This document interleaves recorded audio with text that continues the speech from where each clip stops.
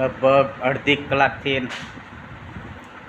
હું જે કામ કરું છું ને એ અડધી કલાકથી કામ કરો અને હજી હાવ થોડુંક એટલે હાવ થોડુંક કામ થયું. એનું શાક બને અને ખાવું મીઠું લાગે પણ એને બહુ મહેનત થાય. શું છે તમને બતાવું. જુઓ મિત્રો, આને શું કહેવાય તમને ખબર જ હશે. આનું શાક થાય ચોરી છે મિત્રો. અને અડધી કલાકથી ફોલું 500 ચોરી હતી. અડધી કલાકમાં કેટલી ફોલાણી એમ જો.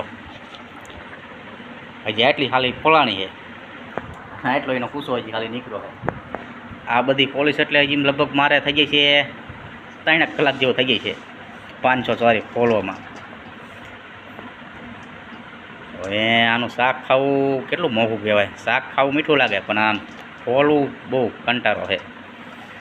આનો કોઈ દેશી જુગાડ હોય તો બતાવજો, જેથી કાયા ફોલી જાય.